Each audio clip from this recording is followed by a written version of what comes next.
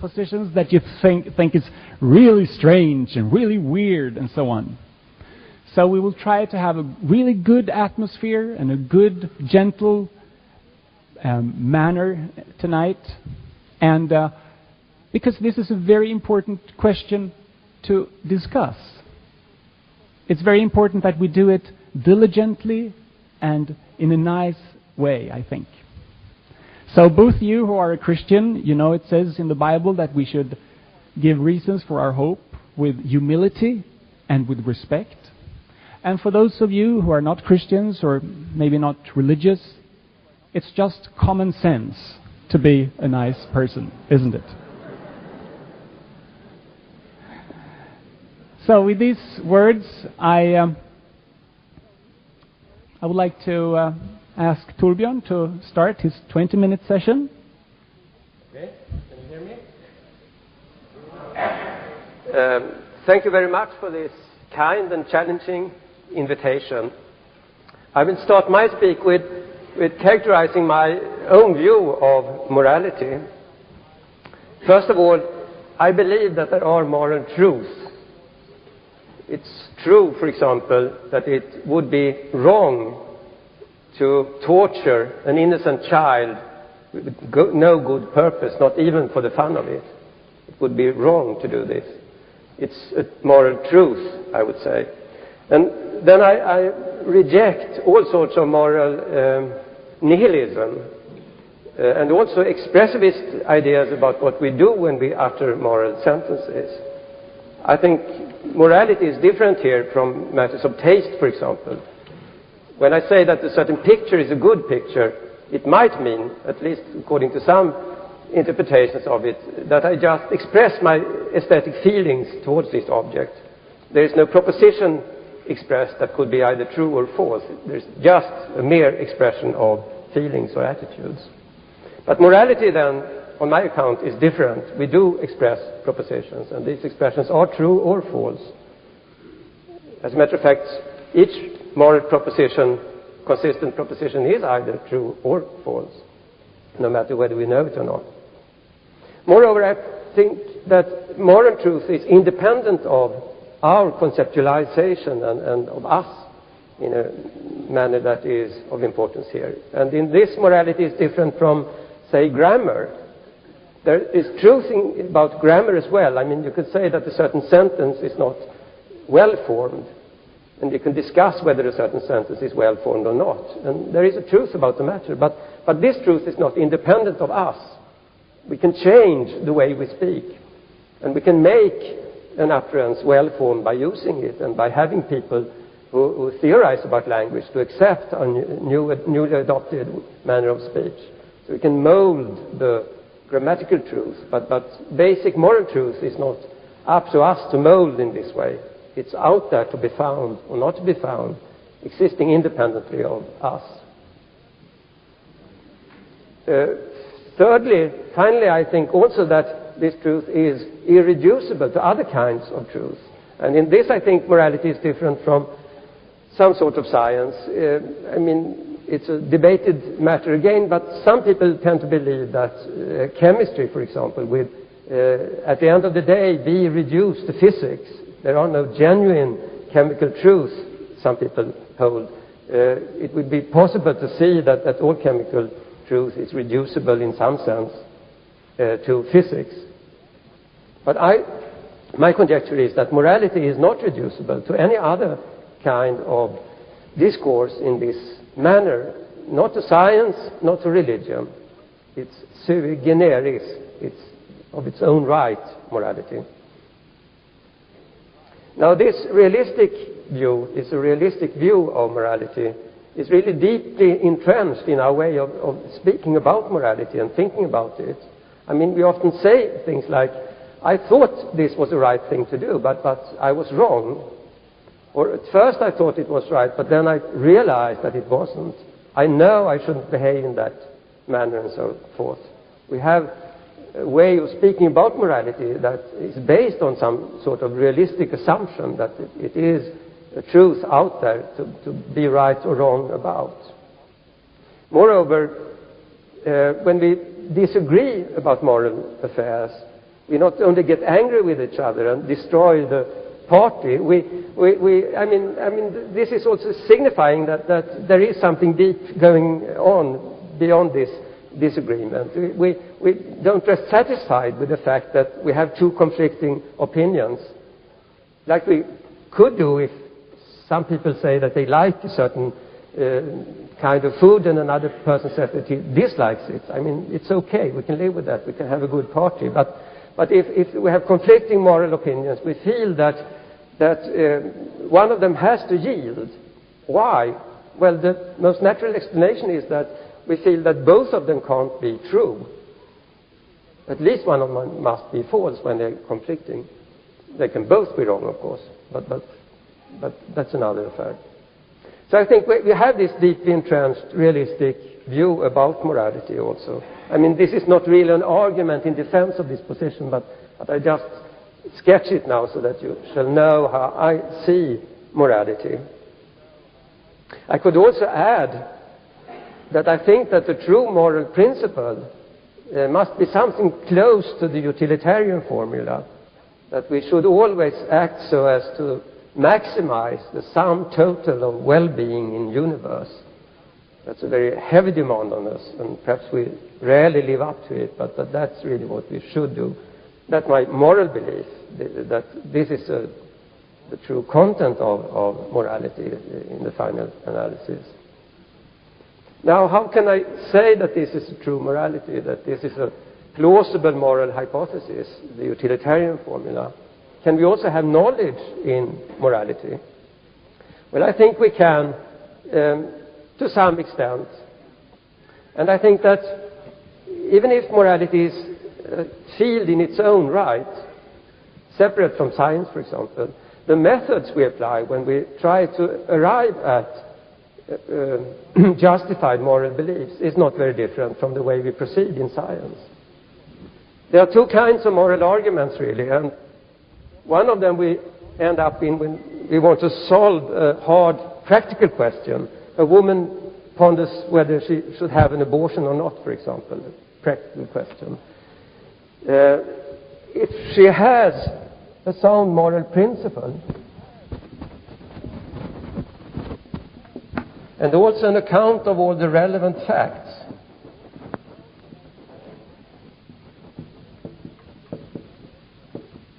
then she can just deduce what she should do. She can arrive at a practical conclusion.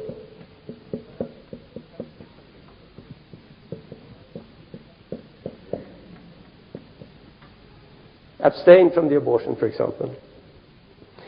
But of course, we don't have this kind of information. It's hard to come by all the relevant facts, of course, and which facts are relevant are determined both by which principles to apply and what the nature of the problem you are facing. But the principle is the principal problem here, of course, the main problem. Which principle should we apply to this practical question? And then we have another kind of moral argument which goes the other way around. From firm intuitions about concrete cases, they could also be thought experiments. We philosophers are well known for constructing all sorts of thought experiments, and I mean even physicists construct thought experiments. I think there is nothing wrong about it, but we can also start with actual situations where we feel that we have a firm belief about what should be done, and then we can try to, suppose we have a situation where we feel that it would be wrong of this woman to have this particular abortion. Why would it be wrong? We try to find principles consistent with this conclusion. And we try to sort out which one among all the possible principles we can come up with gives the best explanation of this conclusion. Is it because all abortions are wrong? If all abortions are wrong, why are they wrong? Is it because life is sacred, the sanctity of life doctrine, at least innocent human life, should never be destroyed? Could that be the explanation? Or is it because every moral agent has a right to life and to physical integrity? but that brings in also the pregnant woman and her rights? Or is it because, for simple pragmatic reasons, it seems not to be a good idea to have this abortion? The relation with the husband, the father-to-be, would be destroyed, and all sorts of bad consequences would crop up. We can realize this. Well, we have to run through all sorts of hypotheses of this kind. There's no way to prove, I think, in one simple argument that one moral principle is superior to all others. But you have to use this indirect, piecemeal approach, and then you can see that, well, in this situation, a certain principle seems fruitful. You think that this principle explains this moral intuition you have here. And then you have a kind of symmetry where if this is the best explanation of the conclusion you have made an inference then to the best explanation, you say. You have the principle explaining this instance. And you can go also the other way around and say that this instance confirms this principle. You have relations of explanation on the one hand, and you have relations of confirmation on the other hand. And this is, I mean, we know this from the basic courses in scientific methodology, and I think it's no different in morality. But this, of course, is only the beginning of a long process, because we must try out this principle that we have found is the best one in this situation, in new situations, and we must try to see whether it also gives the right explanation in those situations. And perhaps you have to revise our principle, we have to revise our intuitions about particular situations. And hopefully, when we have pursued this method for some time, we end up in something that the Harvard philosopher John Rawls has called reflective equilibrium. All our views cohere with each other, they explain each other, and they are consistent with each other, and so forth. And then I would say that we are justified in our moral beliefs when we have arrived at them in this manner, and then we can use them, explain them, to draw conclusions about what to do also in new particular cases. But we must always remember, of course, that having a justified belief is different from having a true belief. Justification is one thing, truth another thing. And we know from the history of science that scientists have often been justified in all sorts of beliefs that have turned out to be false. But if we happen to have a true belief, and we are justified in it, then we could say that we have moral knowledge as well. Now, assume that this picture is roughly correct then.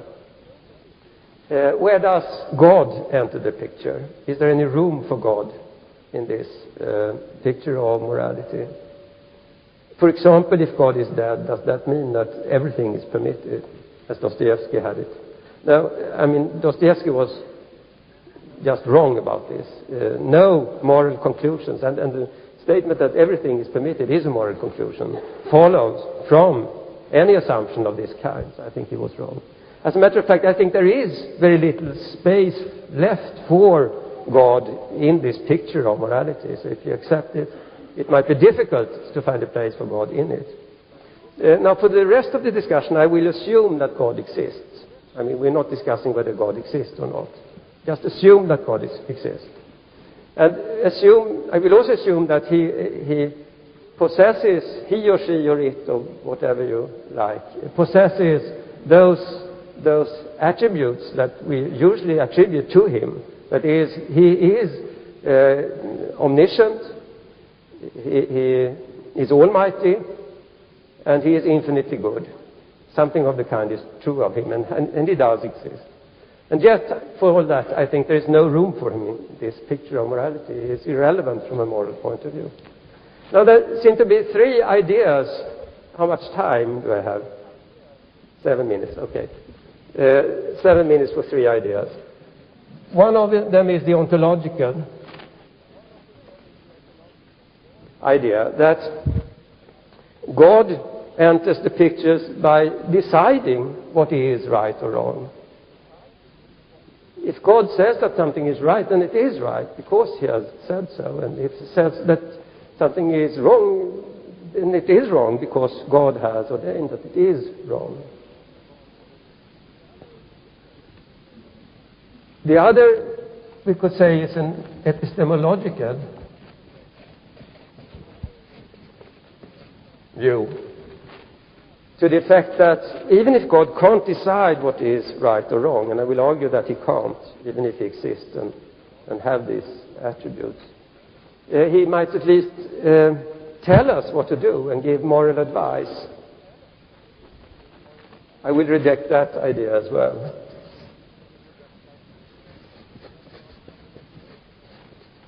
Then at last we have the motivational approach, that even if God can't decide what is good or bad or right or wrong, even if he can't advise us about moral things, he can at least motivate us, give us a motive to perform right actions rather than wrong actions. I will deny that as well. I will have none of this. Let me just briefly then indicate what I think is wrong about these ideas. First, the idea that God could decide what is right or wrong. I think this is really, for moral reasons, outrageous to believe that he can. I mean, there are all sorts of candidates to plausible moral principles, giving ideas about what are right-making and wrong-making characteristics of actions. And I think plausible such candidates are things such as you should not hurt people because it doesn't feel well to be hurt, or you shouldn't violate their rights because it's dishonor to a person when you do, and so forth. You must have a morality that is focused on the patient, so to speak, not on the agent and not on the spectator that's standing beside and giving advice about the situation. So I think it's something utterly wrong in the idea that God's will would be in this way of good-making or right-making or wrong-making characteristic of actions. Also, I mean, we have the well-known objection then that if God had liked torture, for example, then torture would have been right, which also a strange implication, I think, of this idea.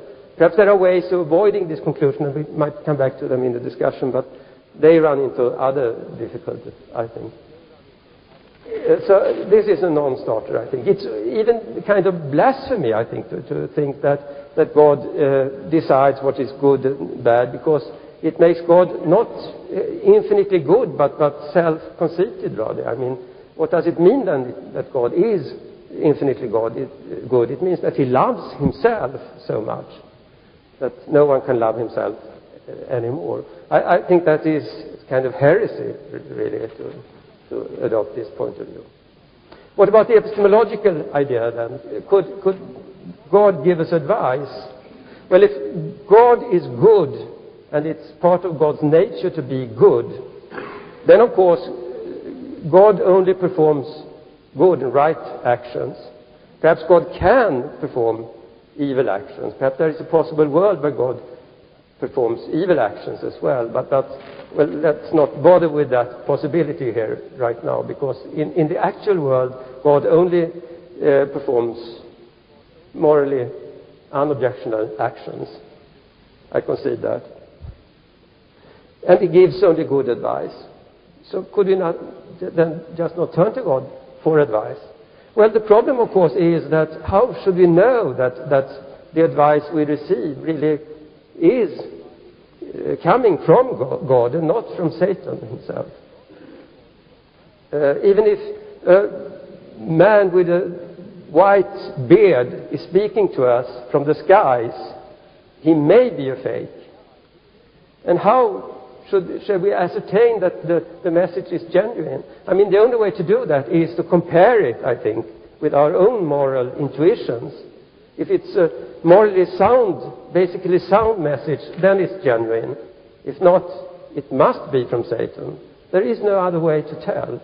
So this means that even if God can give us moral advice, when the advice is received by us, it's really too late. We already know the message. So that's a non-starter, the second idea.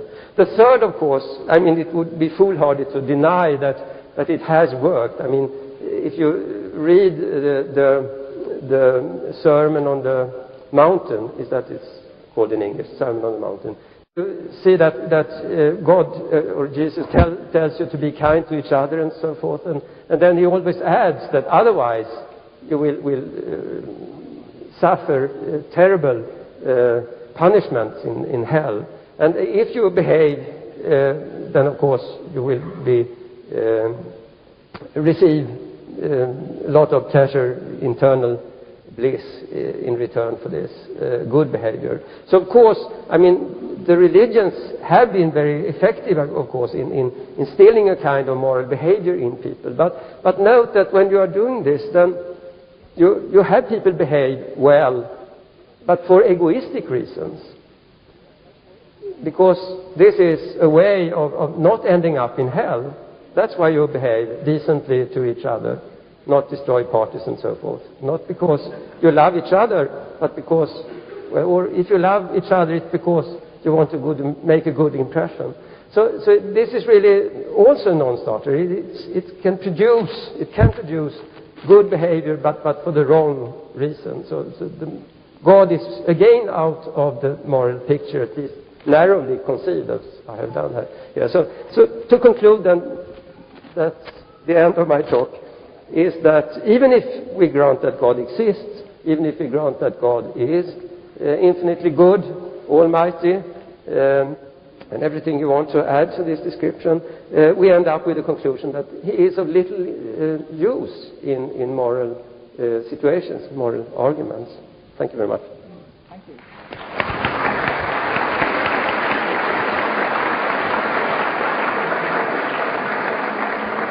Thank you. Thank you, Professor Tannsjo. Now, Professor Bill Craig. I'm not Mike. Nope. No, you can have that. Either you can get the mic or you can stand behind the pulpit. You choose. I help you. All right. Because, well, you know, Right. you never know where you end up otherwise.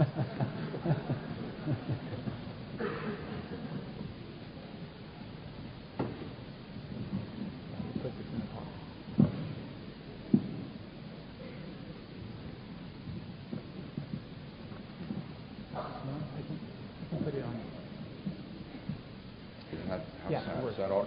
Yeah. Okay, you can hear me? Yeah. Okay.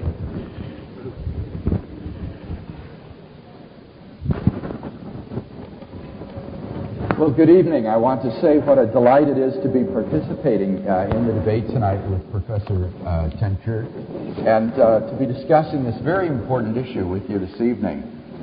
If God is dead, is everything permitted?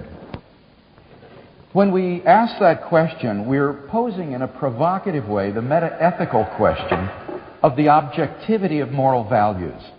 Are the moral values that we guide our lives by mere social conventions akin to driving on the right hand versus the left-hand side of the road? Or are they valid independently of our apprehension of them? And if they are, then what is their ontological foundation? Moreover, why should we act morally, especially when it conflicts with self-interest? Or are we in some way held accountable for our decisions and actions? Well, tonight I want to defend two main contentions in the debate. First of all, if God exists, then the objectivity of moral values, moral duties, and moral accountability is secured. And secondly, if God does not exist, then morality is just a human invention. That is to say, morality is wholly subjective and non-binding. So consider then that first contention, that if God exists, then the objectivity of moral values, moral duties, and moral accountability is secured. Here I want to make three subpoints to show the proper role that God plays in morality. First, if God exists, objective moral values exist. To say that there are objective moral values is to say that something is good or evil independently of whether anybody believes so or not. It's to say, for example, that the Holocaust was morally evil, even though the Nazis who carried it out thought that it was good. And it would still have been evil, even if the Nazis had won World War II and succeeded in brainwashing or exterminating everybody who disagreed with them. On the Judeo-Christian view, objective moral values are rooted in God. God's own holy and loving nature supplies the absolute standard against which all decisions and actions are measured. God's moral nature is thus what Plato called the good. He is the locus and source of moral value.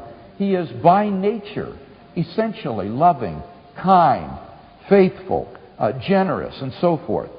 And thus, if God exists, objective moral values exist. Secondly, if God exists, objective moral duties exist.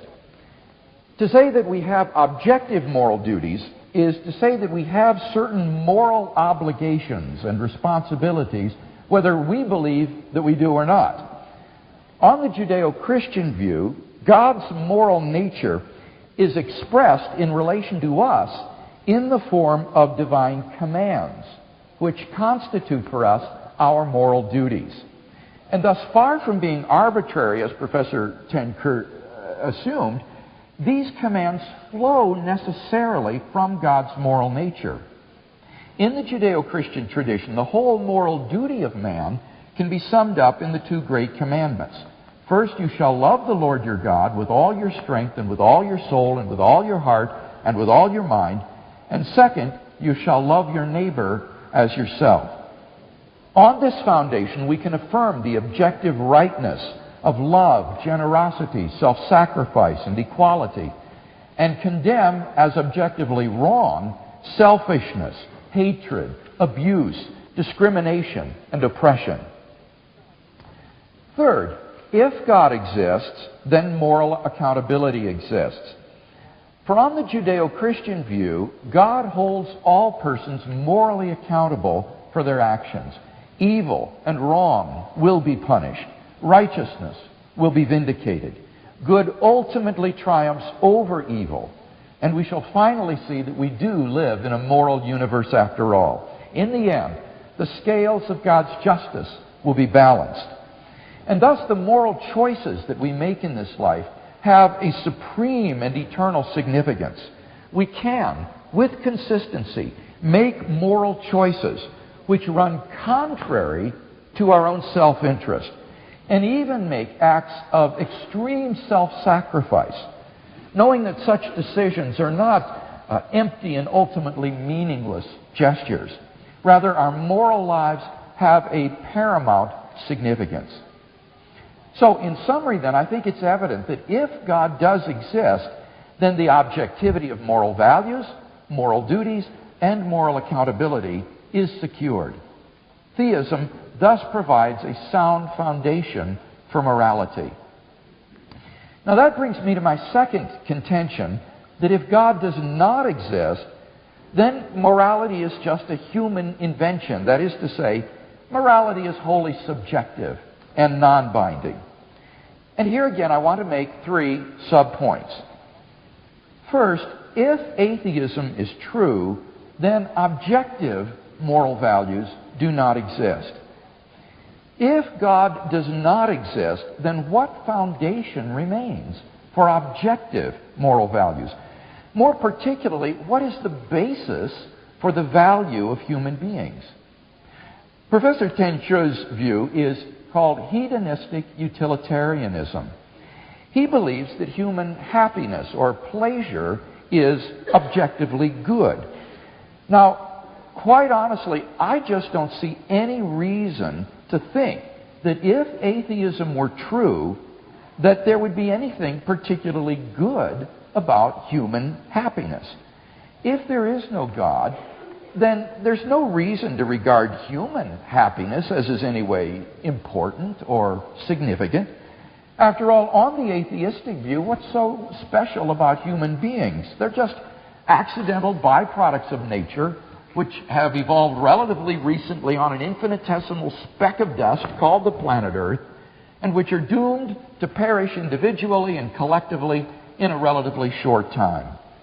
The philosopher J.P. Moreland points out, on an evolutionary secular scenario, human beings are nothing special. The universe evolved to us through a blind process of chance and necessity. There is nothing intrinsically valuable about human beings in terms of having moral, non-natural properties. The view that being human is special is guilty of speciesism, an unjustified bias toward one's own species. On the atheistic view, human morality is just a byproduct of socio-biological evolution.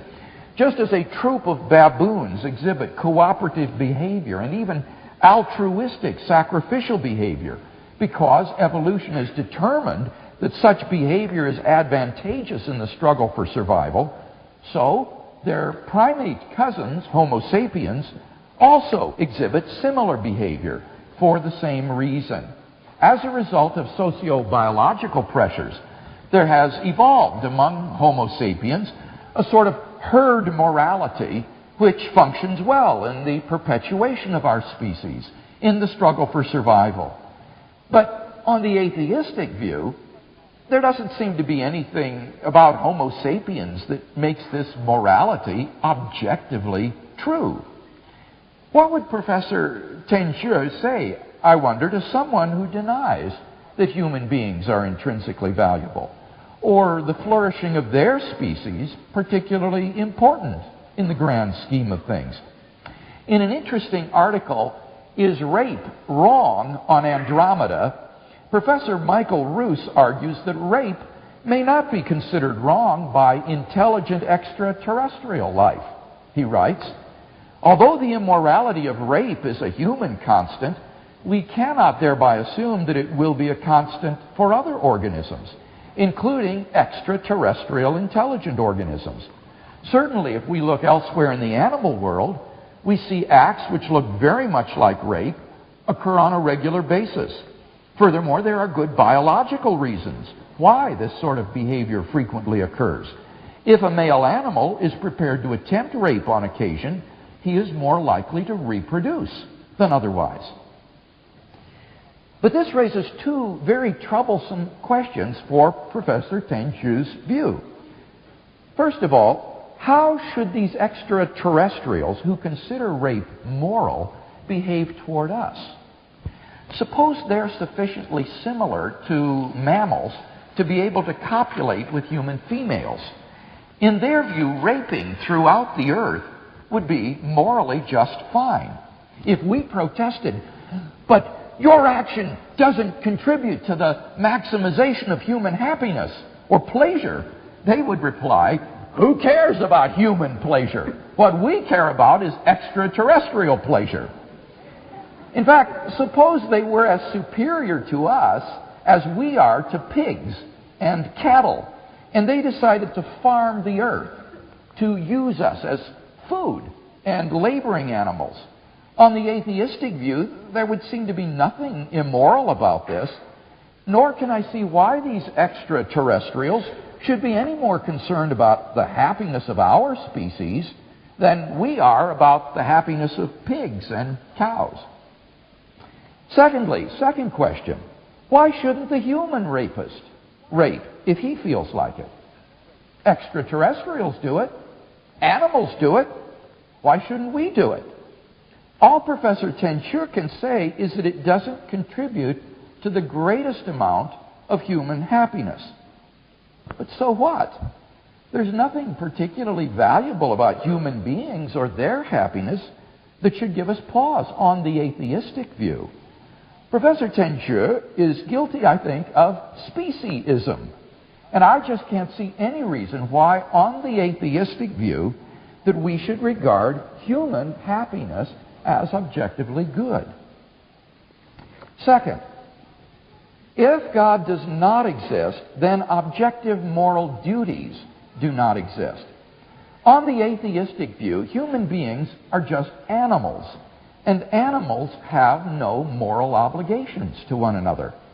Why think that apart from God, we would have any moral obligations to do anything? Who or what would impose such obligations upon us?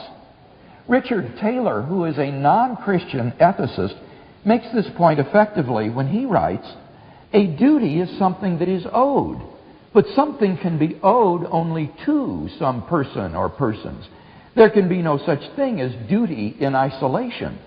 The idea of political or legal obligation is clear enough. Similarly, the idea of an obligation higher than this, and referred to as moral obligation, is clear enough, provided reference to some lawmaker higher than those of the state is understood. In other words, our moral obligations can be understood as those that are imposed by God. This does give a clear sense to the claim that our moral obligations are more binding upon us than our political obligations. But, he asks, what if this higher than human lawmaker is no longer taken into account? Does the concept of moral obligation still make sense? He answers, the concept of moral obligation is unintelligible apart from the idea of God. The words remain, but their meaning is gone. In particular, why think that on the atheistic view we have any obligation at all to promote the greatest amount of human happiness? Who lays such an obligation upon us? Why is the egoist wrong when he regards his own happiness as more important than the happiness of all those other people he doesn't even know? On the atheistic view, why should their happiness be more important to him than his own happiness? I honestly can't see any reason why, on the atheistic view, we have an obligation to do anything. Finally, third, if atheism is true, there is no moral accountability for one's actions. Even if there were objective values and duties under naturalism, they're irrelevant because there is no moral accountability. If life ends at the grave, then it makes no difference whether one lives as a Joseph Stalin or as a Mother Teresa. As the Russian author Fyodor Dostoevsky rightly said, if there is no immortality, then all things are permitted. The state torturers in the communist Soviet prisons understood this all too well. Richard Wurmbrand, who was tortured in communist prisons, reports, the cruelty of atheism is hard to believe when man has no faith in the reward of good or the punishment of evil. There is no reason to be human. There is no restraint from the depths of evil which is in man. The communist torturers often said, there is no God, no hereafter, no punishment for evil. We can do what we wish. I have heard one torturer even say, I thank God in whom I don't believe that I have lived to this hour when I can express all the evil in my heart. He expressed it in unbelievable brutality and torture inflicted on prisoners. Given the finality of death, it really does not matter how you live. So what do you say to someone who concludes that we may as well just live as we please out of pure self-interest?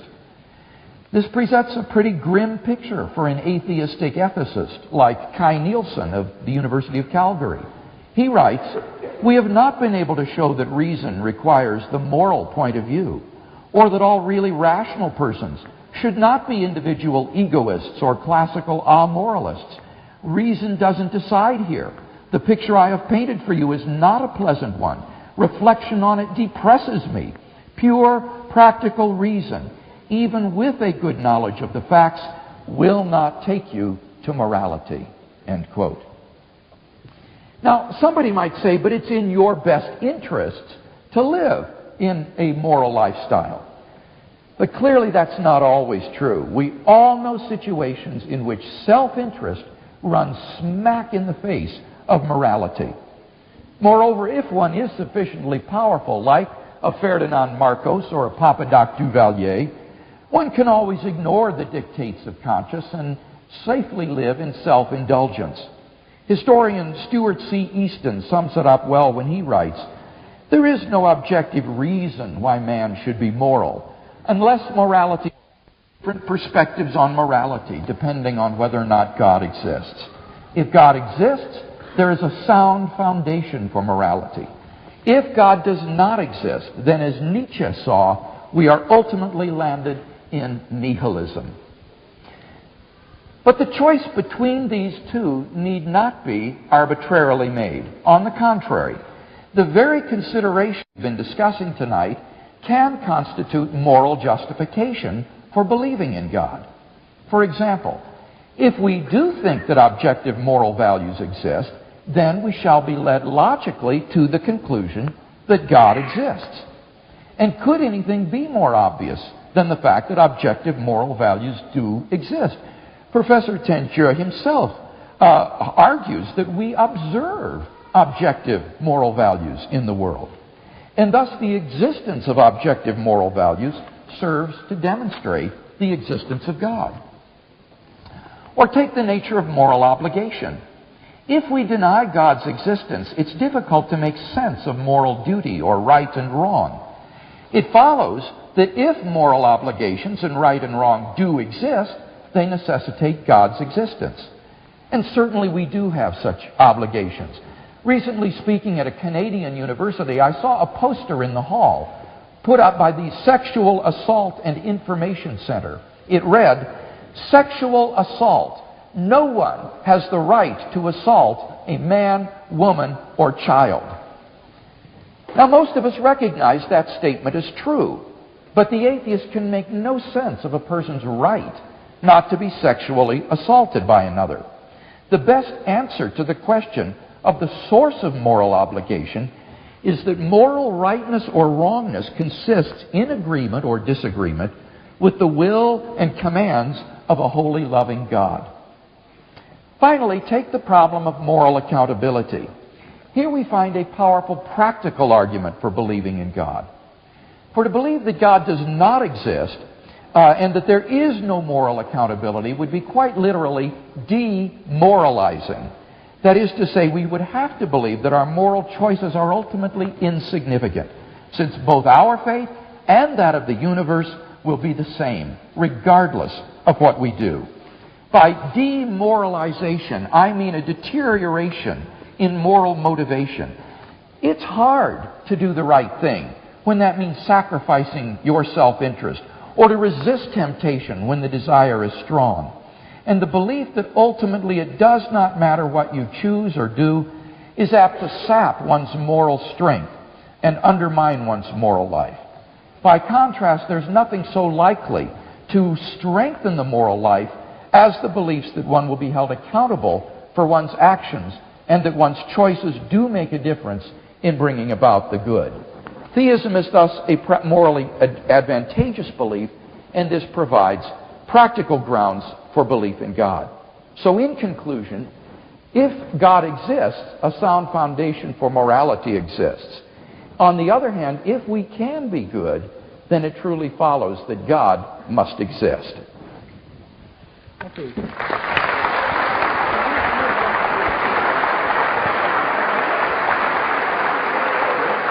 You have to use the microphone again. This is a huge misunderstanding.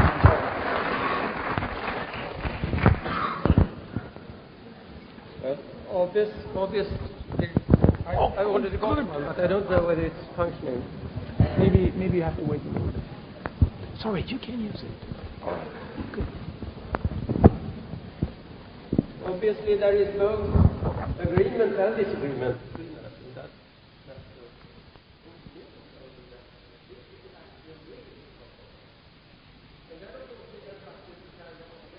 Morality, but not the kind of morality I was speaking about, because this is the kind of morality you know from your home. Your father told you what to do and you have to obey, and the state tells you what to do and you have to obey, and then there is an even higher authority telling you what to do. I mean, if God exists and behaves like that, then we have a kind of objective morality based on the existence of God. But I think this is not a good theological idea of God. It doesn't really make me like him when I consider him like that. I think, and it also takes out really the independence of morality. So I wonder, why does Professor Craig want to have this kind of God solving moral problems? It seems also that Professor Craig thinks that morality is a rather simple affair. The moral truths are there in the Holy Scripture. and they have a specific source. They are coming from God. And how else could we know that egoism is false, for example, if we couldn't consult God and get this information? Well, I don't think it's obvious that egoism is wrong. It's one hypothesis among others. I've just written an introduction to normative ethics where I discuss 7 different approaches, and I don't think there is any simple way of saying whether egoism, utilitarianism, Kantianism, moral rights theories, virtue ethics, feminist ethics, environmental ethics, and so forth, which one presents the best picture. I think we always have to take this indirect tack when we want to ascertain what is right and wrong. And perhaps that's scary. This picture of morality is somewhat scary because it leaves God, even if he exists, outside the moral discussion. But I think it's a more true picture. It's more true to morality because it saves the self-contained character of morality. You have to do a hard work within morality when you want to know what to do and not to do and not to do. And also, Professor Craig touches on the subject of the meaning of life. Well, I think that the objectivity of morality, I even have a chapter on that in the book you were referring to. I think the objectivity of morality is something that gives meaning to our lives.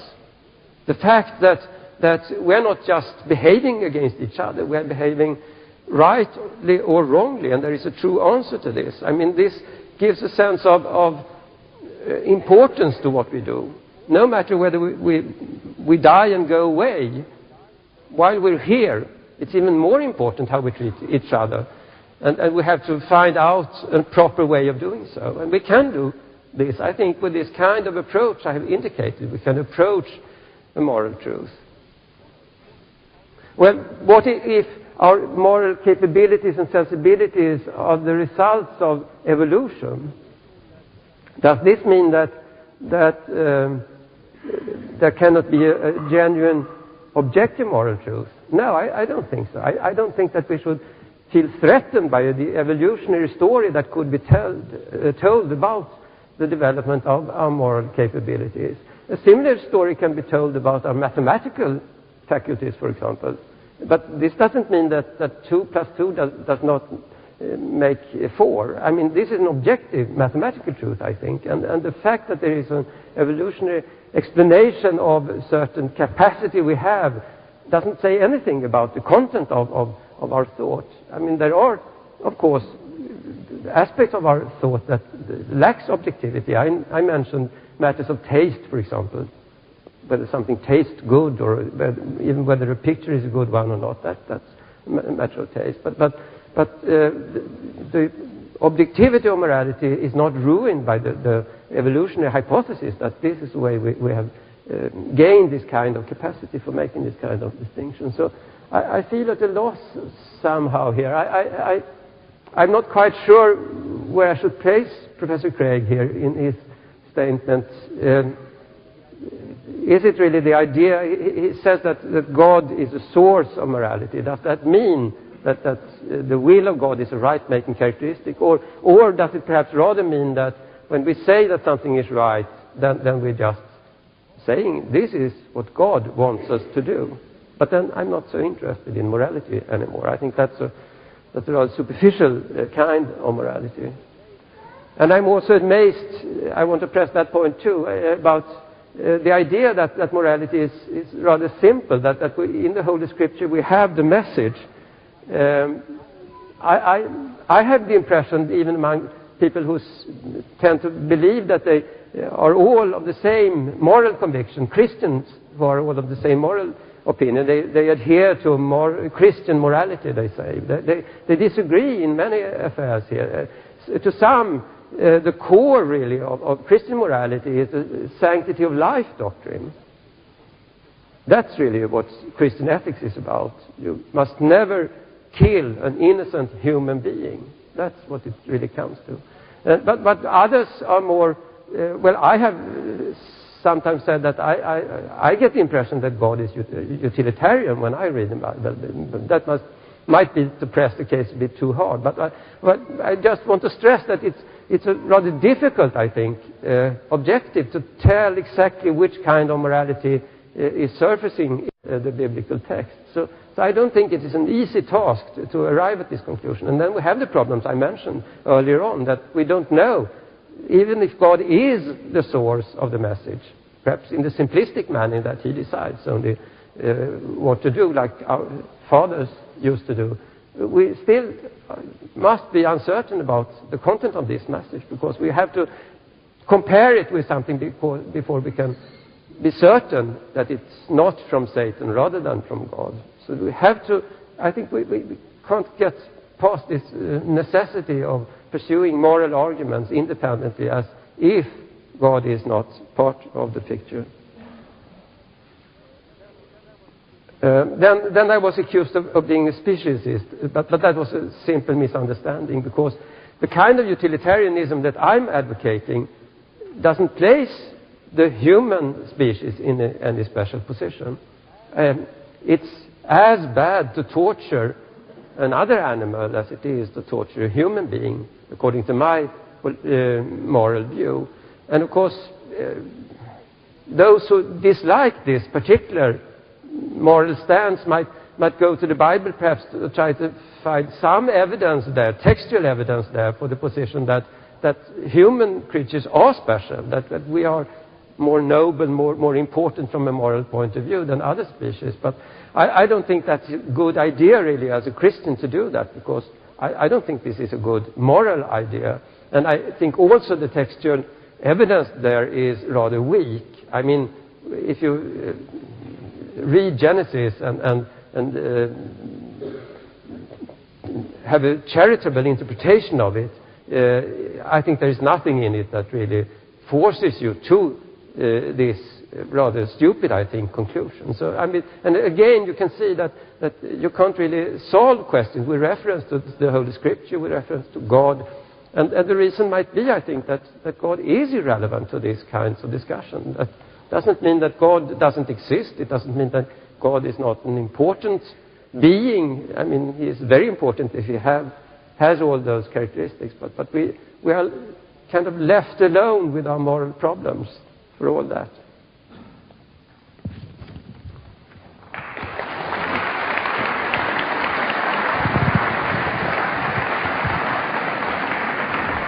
Thank you, Professor Tannsjo. Now, Professor Craig, you too have 12 minutes. Okay. Well, let me review those two contentions that I said I was prepared to defend in tonight's debate. First, I argued, you remember, that theism provides a sound foundation for morality. First of all, I said it provides a sound foundation for objective moral values. And here Professor Tannsjo asks, well, where on this chart, then, do you belong? I would belong on number 1 here, that God provides an ontological foundation for moral values. Moral values are determined by the essential properties of God, such as his being loving, kind, generous, and so forth. I also did defend number 3, that moral accountability does provide a morally bracing effect for motivating the moral life. But I wasn't really interested tonight in number 2. And you remember I argued that by having moral values rooted in God's nature, it gives them an objective, transcendent foundation that allows you to escape sociocultural relativism. Dr. Tannsjo says, well, but why do you want this kind of God? Well, it's not a matter of my wanting this kind of God. It's a matter of an argument here. It seems to me that in the absence of God, objective moral values, duties, and moral accountability do not exist. I just can't see why we should make this leap of faith and think that on atheism, human beings and their morality is objective. On the other hand, if we do think that we have moral duties and values and accountability, then it follows logically and deductively that therefore such a God exists. So this is the conclusion of an argument, as I explained. He also says that he wants to keep morality self-contained. Well, but far from doing that, it seems to me that his hedonistic utilitarianism, or atheistic utilitarianism, in the end annihilates morality. Because far from being self-contained, there just isn't any objective moral value, or moral duties, or moral accountability on atheism. At least I don't think we've heard any argument tonight to show that there is. Now, secondly, I said that if God exists, there are objective moral duties. God's divine commands are constitutive for us of our moral obligations. Dr. Tannsjo says, well, is the will of God right-making?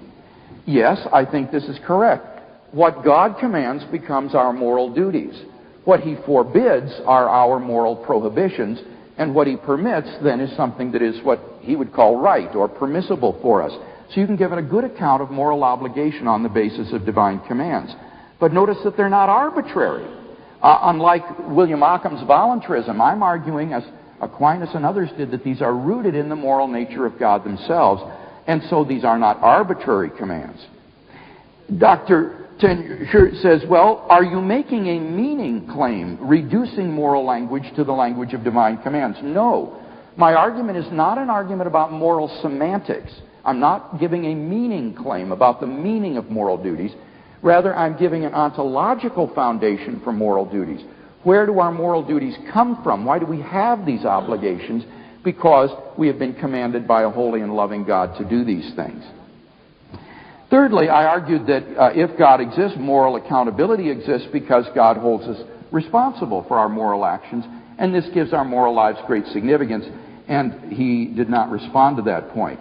So I think it's evident in tonight's debate that if theism is true, it does furnish a sound foundation for moral values, moral duties, and moral accountability.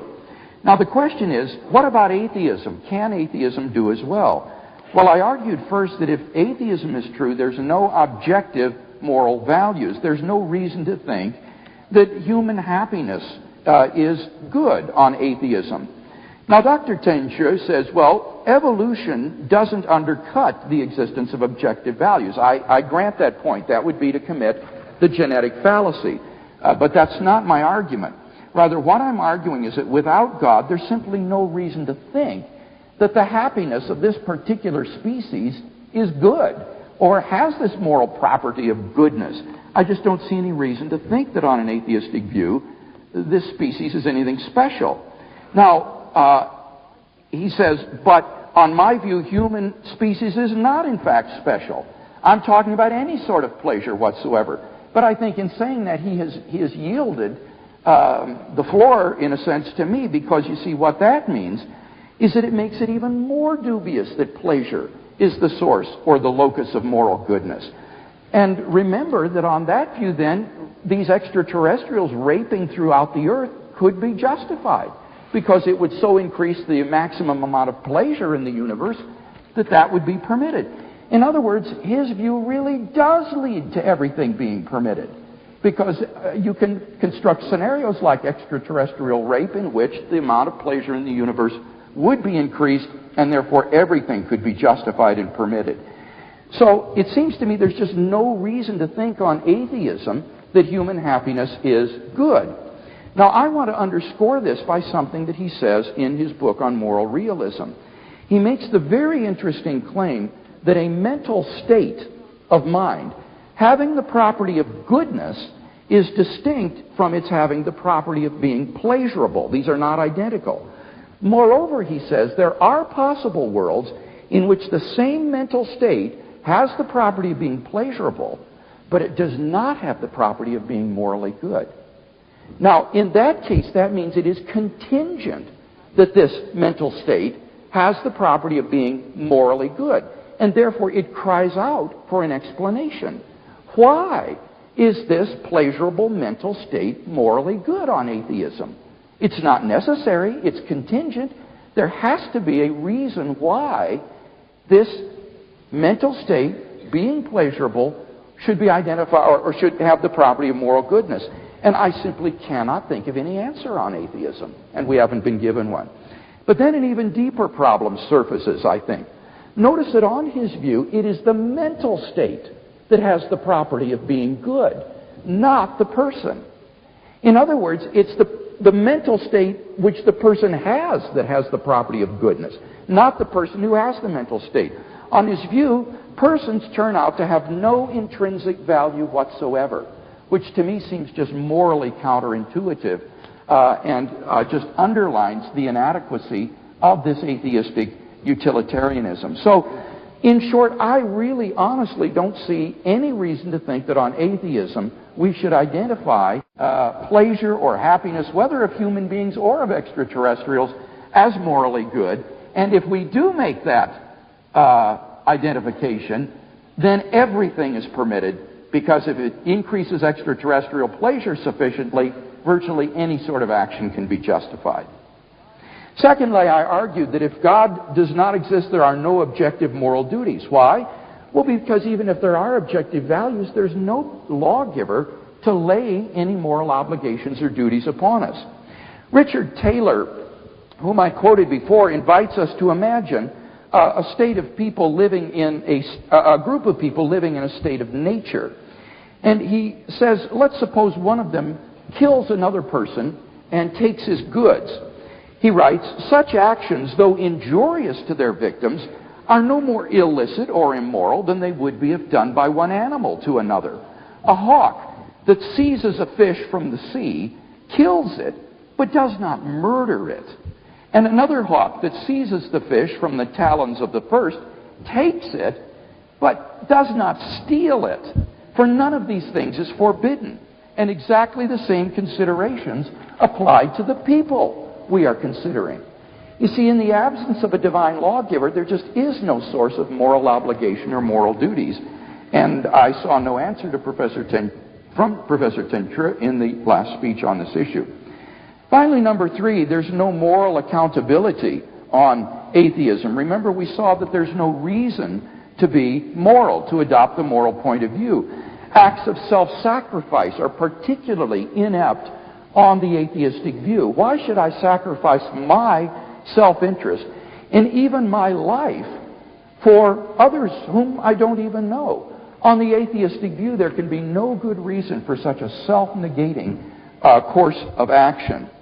By contrast, I argued that with theism, you have a morally bracing effect because of the presence of moral accountability. And as far as the response from Professor Tannsjo here, all I saw was his statement that he admitted that no easy refutation of egoism is possible. In other words, he concedes the point that on atheism there really isn't any moral accountability. Now, if you believe then with me that in fact, and with Professor Tannsjo actually, if you believe with both of us that there are objective moral duties, that there are objective moral values, then it follows logically from what I've argued tonight that God must exist. And therefore, it seems to me that on the one hand, we have theism offering us a sound foundation for the objective values that we all recognize and hold dear, for the moral duties that we all sense upon our hearts. And it gives us moral accountability. If we think that those things exist, then God must exist. On the other hand, if God doesn't exist, then I'll be quite honestly, even if I were not a Christian, I just don't see any reason on atheism to think that objective moral values, duties, or accountability would exist. And therefore, I think theism provides the more substantive and solid foundation for morality.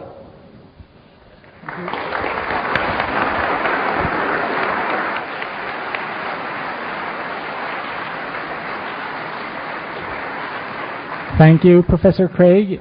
Now, 8 minutes each. Okay. Professor Tannsjo, you're welcome. I kind of get the impression that we are losing contact somehow. I don't know whether there's a way of establishing it again. Obviously, I mean, we believe that we agree at least that there is an objective morality.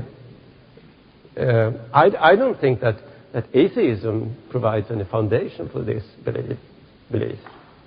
So that must be misunderstanding. I mean, the non-existence of God is quite as irrelevant to this discussion as the existence of God. You can't prove any moral theorems taking your point of departure in the atheist position. And then over and over again, it seems that you ask for reasons to believe, reasons to act in all sorts of ways. And you think that God could be the reason.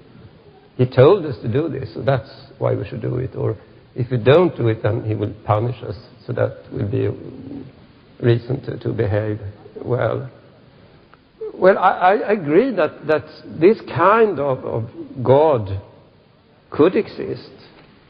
Besides my father, my government, the European Union, the United Nations and so forth, there could also be a God making up rules and obligations of this kind. And then I also admit that this would be a kind of objective morality, just in the same sense that justice, our ordinary justice, is objective. I mean, the police force is there, and they grab you if you do the wrong thing. So it's a kind of objective morality, even this divine morality. Then, but I wouldn't call it morality. I think it's just another instance of the same kind. I think that morality is very different, and it is self-contained in this manner. I've tried to indicate. And this also means that when you ask me how do we know that the pleasure, for example, is what really matters in the final analysis, I have to admit that I'm not that certain. I've done my best to defend this position, but there are many other positions around in the discussion. Some people say that what really matters is that the desires you have are satisfied. And there are also persons saying that no matter whether you feel happy and have your desires satisfied, the crucial thing is that you achieve something in life. And they are all utilitarians. They're all utilitarians, and they disagree on these kinds of subtle points. And then, of course, utilitarianism is just one possible position among many others, and this non-speciesist version of utilitarianism that I have defended. But my point is not that I can prove my position with reference to the non-existence of God. And I think that we have to acknowledge that there are duties of this rather different kind than the ones we know from when our father told us to do certain things, or when the police is coming to catch us if we don't abide by the rules. There are rules of a very different order.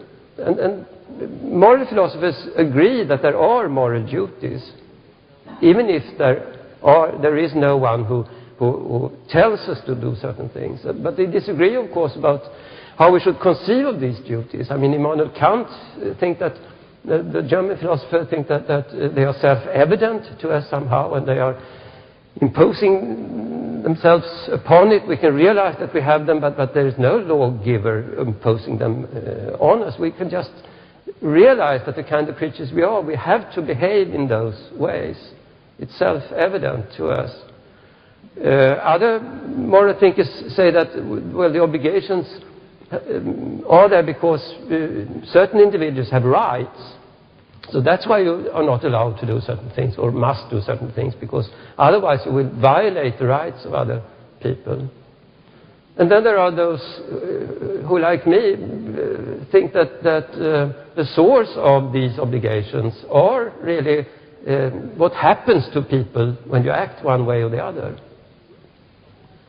So that gives us obligations. Even I mean, utilitarianism is a morality making very hard demands on us. It's sometimes rejected only on this account that it makes too hard demands on us. And you ask me, well, is there any reason I can give for sacrificing my life, for example, for a higher cause, if God does not exist? Well, I think it's a poor reason that someone told me to do so. And I think it's a poor reason that someone will punish me if I don't. I think I have a better reason. The reason is simply that this is a way of maximizing the sum total of well-being in the universe, impartial manner of doing this. It's a heavy demand on us that this morality makes, but I have come to the conclusion that this is the morality that is closest to the truth, at least. But again, other people think otherwise, and there are all these competing hypotheses about what constitutes really the objective, the sound objective moral ground for passing these kinds of judgments. But there are all sorts of ideas about how we can answer this question. Why sacrifice my life? Because otherwise I will violate certain people's rights, for example. Because otherwise I will not maximize the sum total of well-being in the universe. There are some creatures that will suffer because I do not sacrifice my life. Will suffer more if I don't, and I will suffer if I do. So my impression is that you don't know. I mean, to put it rather bluntly, you don't know anything about true morality. What you are talking about is something that I can understand what you're talking about. It's just more of the same kind we have. We have fathers, we have governments, we have European community, we have also someone up there, even mightier. But I think that has nothing to do with morality, with true morality, as I have described it.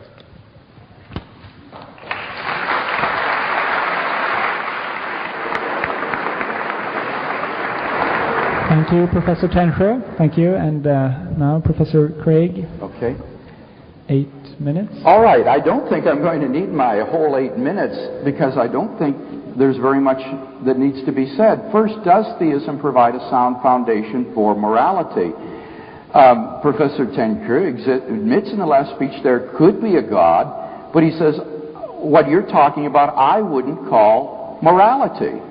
Well, why not? Divine command morality gives you a distinction between objective good and evil, between right and wrong. It gives you moral accountability.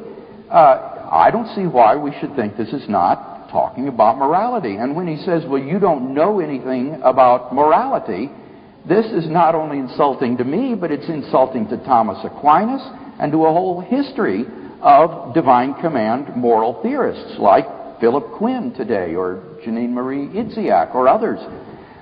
So it's just a fact that there are lots of good divine command moral theorists today, and it's silly to say that they don't know anything about morality. If moral values are rooted in God's nature, then His nature provides the transcendent foundation which exemplifies moral virtues and constitute for us moral virtues. His commands give us a sense of obligation and duty, and He holds us morally accountable. So I think theism is clearly successful in providing an ontological foundation for morality. Now, what about atheism? Here, Dr. Tannsjo says in his last speech that atheism provides no foundation for morality, and that it's not intended to. Well, right, that's just the problem. On atheism, you've got these moral values that are just sort of floating in the air, but they don't have any foundation. It remains mysterious why things like mental states being pleasurable are good. Where do they get this strange moral property? How does it come to attach to the mental states of this primate species that has evolved on the planet Earth? He says, well, I can't prove my position. All right, but at least you've got to be able to defend it. You've got to give us some answer to objections to it. There are lots of philosophers today, and historically, who agree that without God, there are no objective moral values and duties. I mean, take Jean-Paul Sartre, for example. Sartre said that in the absence of God-given values, we have no choice but to just create our own values and create our own meanings, which leads immediately to subjectivism and relativism. Why is he wrong? He's an atheist. You can't just assume that these things would exist on an atheistic view, because there are plenty of atheists who disagree as well as theists. So I don't think we've seen any reason to think that these mental states contingently possessing the property of being pleasurable and would also contingently have this property being good. There needs to be some reason why we should regard them as such. And secondly, remember, I also pointed out that if you do include all pleasure in the universe, not just human pleasure, then everything is permitted, because it may maximize extraterrestrial pleasure to have virtually any action you think of take place. So it really does lead to everything being permitted if God is dead. I also argued that on atheism there are no objective moral duties. And here Dr. Tannsjo says, well, the source of obligations is what happens to other people. But I don't see where that provides a sense of duty. That's just a fact, what happens to other people. But where does the obligation come from? Where does the duty come from in the absence of a divine command? You have to have a divine law or a moral lawgiver as a source of duty, and I don't see why just the fact of consequences happening to other people provides me with any sense of moral duty or obligation. Finally, as to moral accountability, he says, well, self-sacrifice is a way of increasing the good of the world, and that's one reason you should engage in acts of self-sacrifice. But notice this doesn't answer the question of why we should adopt that moral point of view on atheism. His answer simply repeats what makes self-sacrifice good or the right thing to do on atheism. On his atheistic, hedonistic utilitarianism, self-sacrifice might increase the good of the world, and so it would be the right thing to do. But that's not the question here in this third argument about moral accountability. It is, why should we adopt the moral point of view? Why should the atheist care that his self-sacrifice will increase the good of the rest of the world? Why should the atheist give up all the existence he ever has or ever can have or will have for the sake of someone else? Why, on the atheistic view, should he do that? You see, the problem is that without immortality, an ethic of compassion and self-sacrifice becomes an empty abstraction, because ultimately it makes no difference to how the universe turns out. The fate of the universe will be the same, and your fate will be the same, regardless of how you behave. And this is apt, as I say, to lead to demoralization and a deterioration of the moral life. By contrast, theism provides a strength to adopt the moral point of view in times of temptation or when it goes against self-interest. So I think, again, in conclusion, that we've seen that theism gives you a good foundation for morality. Atheism does not. If then you think that there are objective moral values and duties and accountability, then you should conclude with me that therefore God exists.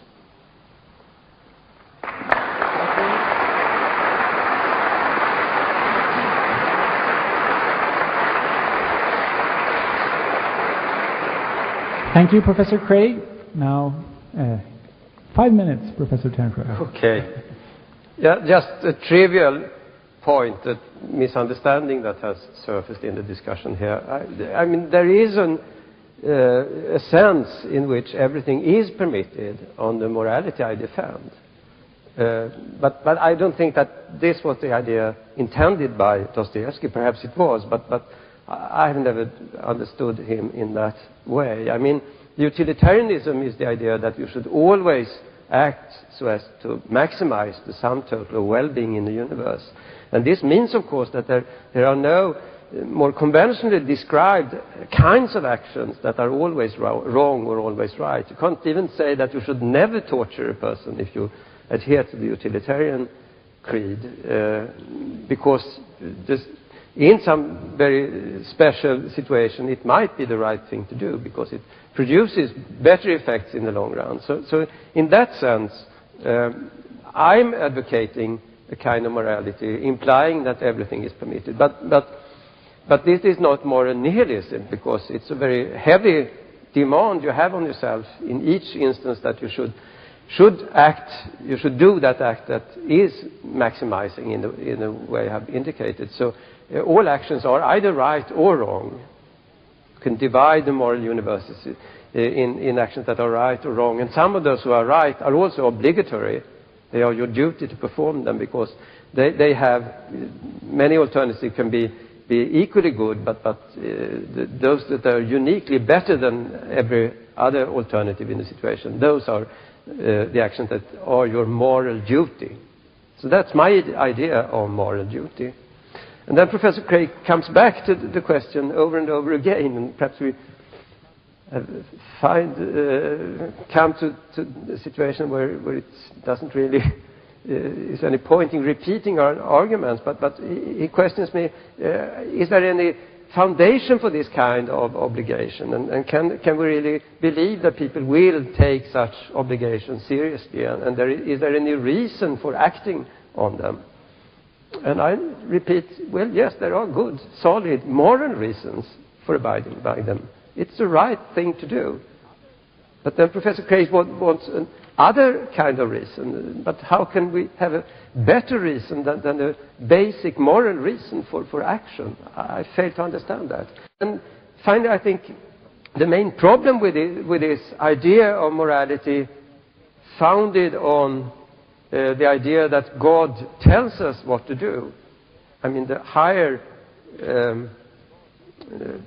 instance to go to is God than when you want to know what to do, and He tells us. The problem with calling this morality, I mean, I have no problem with understanding this idea. I've repeated that also many times. But the problem with this idea is that you would like to, as soon as you have an authority, as soon as you have someone saying something or doing something, you would like to be able to question, is it the right thing to do? But if God has ordained something, then, I mean, you can't give that kind of, you can't raise this kind of question because it's an empty question. And that's really what's wrong with reducing morality to religion in this way. And there is no need to do that. I don't think that all the authorities Professor Craig were referring to here have done so. I think actually perhaps Ockham did in one interpretation of him, but perhaps he did not. And certainly I think that's not part of Thomas Aquinas' view of this. And I think it shouldn't be part of Christian moral faith. That's okay.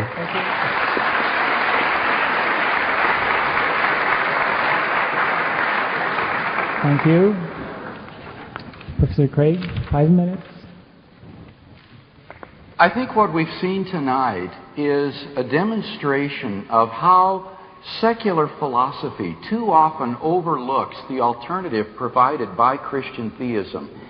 In our post-Christian Western society, we just sort of assume that we've got to get along without God and that a theistic foundation for a world and life view is outmoded and obsolete. And therefore it's simply not taken seriously or examined carefully by many of our prominent moral theorists today. But when you do examine it closely, it seems to me that Christian theism provides a far more plausible foundation for the ethical life than does atheism. I think we've seen tonight first that theism provides a sound foundation for morality. It gives us objective values, it gives us objective moral duties, it gives us moral accountability, and I think none of these have been refuted in tonight's debate.